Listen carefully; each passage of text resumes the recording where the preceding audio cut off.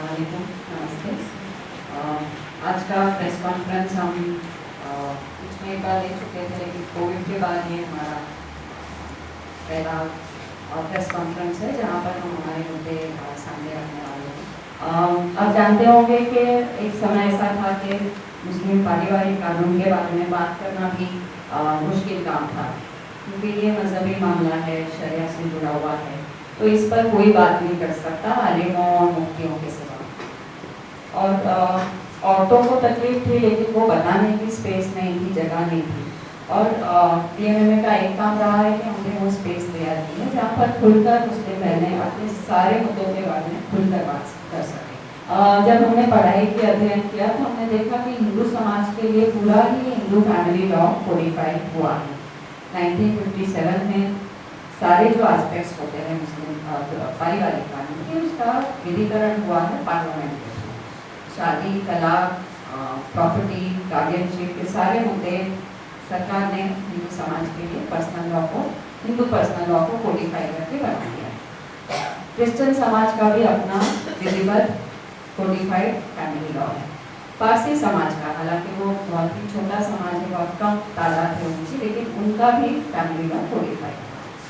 मुस्लिम समाज का ये हुआ है कि क्योंकि आज़ादी के बाद पार्टीशन हुआ और एक तरह की पॉलिटिक्स रही हमारे देश में मुसलमान समाज को लेकर, बहुत राजनीति हुई है हमारे नाम पर, और मुस्लिम औरतों के मुद्दों पर तो भी बहुत राजनीति हुई है। हर समाज, हर पॉलिटिकल पार्टी ने अपने राजनीतिक फायदे का इस्तेमाल मुस्लिम समाज के लिए और मुस्लिम औरतों का और समाज का फायदा किया है अपने लिए। क्योंकि हमें ये समझा है कि मुस्लिम फैमिली लॉ कोडिफाइड नहीं है, इसलिए हमारी 2007 से ये मांग रही है कि मुस्लिम पारिवारिक कानून को, जैसे हिंदू पारिवारिक कानून को कोडिफाई किया है, विधिवत किया है, ठीक उसी तरह मुस्लिम पारिवारिक कानून भी कोडिफाई होना चाहिए। हम मांगते कुछ और है और हमको टुकड़ों टुकड़ों में कानून मिलता है। हमारी दो डिमांड है। आज जो हम प्रेस कॉन्फ्रेंस कर रहे हैं उसमें हम दो बातें रखेंगे। एक तो कॉम्प्रिहेंसिव कोडिफिकेशन होना ही चाहिए, ये हमारा लॉन्ग टर्म डिमांड रहा है। जब बाकी समाजों का पारिवारिक कानून पूरी तरह से कोडिफाई हुआ है, तो मुस्लिम समाज का क्यों नहीं? क्या मुस्लिम समाज के लोग इस देश के नागरिक नहीं हैं क्या?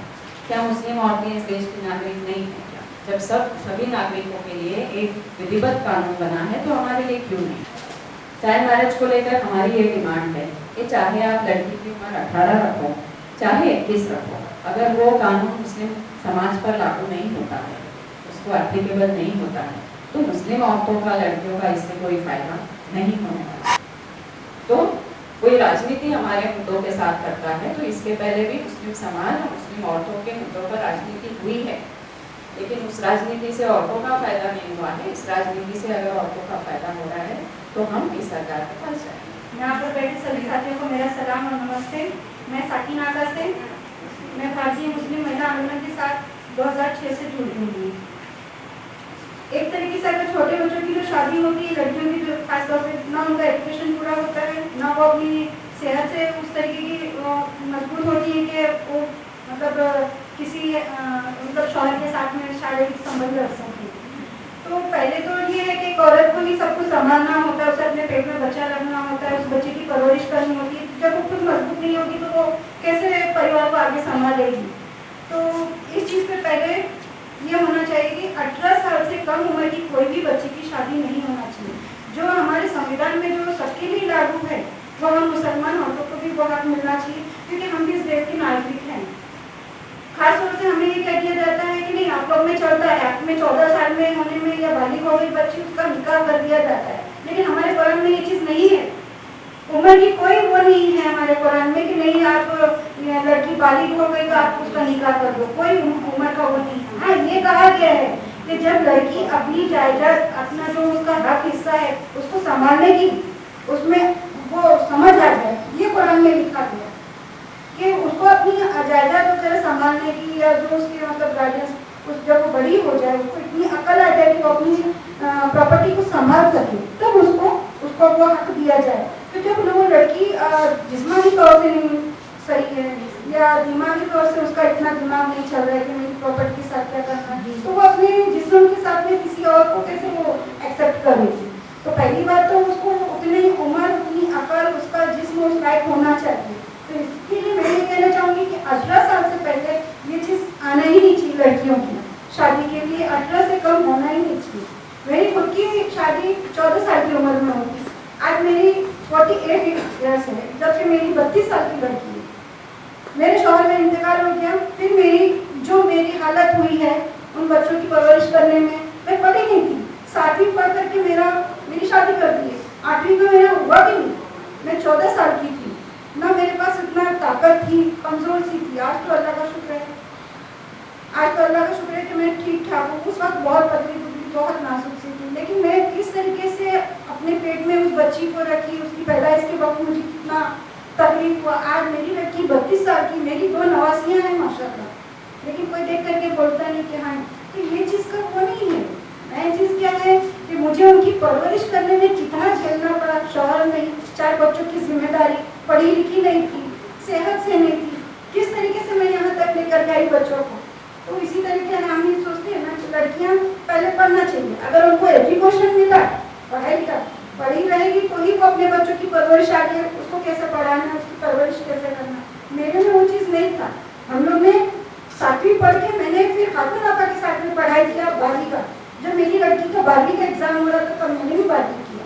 तो जब मैंने कुछ पढ़ा, एजुकेशन हासिल किया तो हो जाए। तो इसीलिए मैं ये कहना चाहूँगी कि किसी भी लड़की का कम उम्र में शादी नहीं होना चाहिए, और जो देश के संविधान में है, जो सबके ऊपर है, वो हमें भी मिलना चाहिए। बच्चों के ऊपर जो कानून की बात है ना, उसके ऊपर मैं बात करना चाहूँगी, क्योंकि बहुत जगह ऐसा होता है। एक्चुअली मेरे घर में भी एक मेरी बच्ची के ऊपर कहा गया है कि अरे इसको अभी बहुत परेशान करती है, तकलीफ देती, तो इसकी भी शादी कर दी जाए। अगर कानून बन जाता है, कानून तो पहले से बना है, लेकिन मुस्लिम लोगों को वो अलाउ नहीं करते। पुलिस स्टेशन में वगैरह हम लोग जाते हैं, काफ़ी काम कर चुके हैं, तो पुलिस स्टेशन में जाते तो बोलते मुस्लिम के अंदर ये तुम्हारा पर्सनल लॉ है, वो तुम अपने हिसाब से करते, ये कानून तुम पे लागू नहीं पड़ता। तो दो बीवी के लिए भी यही कहा जाता है। तो मैं चाहती हूँ कि ज़्यादातर बच्चे लोगों के ऊपर जो ये होते हैं 18 से पहले जिसकी शादी हो जाती, 15-16 में, मेरी बहन की खुद की शादी 16 के अंदर हुई थी, लेकिन मैं एक पढ़ी लिखी लड़की होने की वजह से मैं बोली मैं 18 से पहले शादी नहीं करूँगी। आज उसकी नानी पोती की होगी, मेरे से 2 साल छोटी है, लेकिन उसकी उम्र इतनी बड़ी लगती है कि आप बोलेंगे कि आज 50-60 साल की लगती है, क्योंकि जल्दी शादी होने की वजह से बच्चे जल्दी पैदा हो जाते हैं। अभी उसको पोता पाती 89, अब बताओ अभी मेरे बच्चे की शादी के लिए पढ़ाई करे।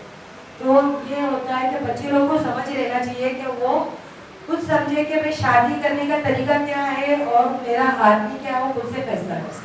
हम जरूर आवाज उठाएंगे, कंधे से कंधा मिला के हम निकलेंगे। हमको चाहे धरना करना पड़े, रैली करना पड़े, भूख हड़ताल करना पड़े, लेकिन हम ये कानून लाएंगे। मुसलमान औरतें कभी डरी नहीं और कभी डरती नहीं। सबको पढ़ाओ और कोई भी 12-13 साल में शादी ना करे। मेरी एक फ्रेंड भी खुद बोलती है कि मतलब हम लोग के वहाँ जल्दी शादी हो जाती है, 15-16 साल में शादी होती है।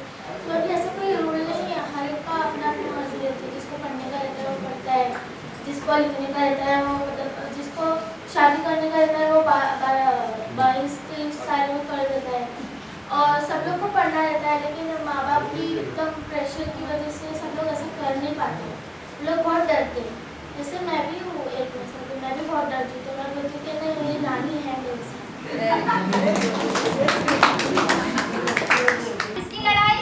उसकी अगुवाई। किसकी लड़ाई? उसकी अगुवाई। We welcome the fact that the struggle for Muslim women's rights that has been undertaken by Bharatiya Muslim Andolan has taken now a bigger leap ahead. Today's press conference was about the issue of polygamy and child marriage. The demand is that the practice of polygamy within the Indian Muslim community now should be prohibited. A law should be formulated, and on the other hand, even the matter of child marriage, where the Indian law clearly states that girls below 18 cannot get married, it is totally illegal. But yet, even this law does not apply, alarmingly so, to the Indian Muslim community. So, the larger demand is also, of course, for the creation of a Muslim personal law, because unknown to most, we still do not have a Muslim law that is codified. Just as we had the Hindu Code Bill, which is applicable to the Hindus and Jains, Sikhs and Buddhists, we also have the Parsi Code Bill, we have a Christian Code Bill, but yet we do not have a Muslim Code Bill. That is why there's so much chaos within this community, that there is not one proper authority that can, for a matter of fact, state that this is the law. And that chaos leads to a lot of confusion and injustice within the community. Subscribe to Midday India. Get direct notifications on all our videos by clicking on the bell icon.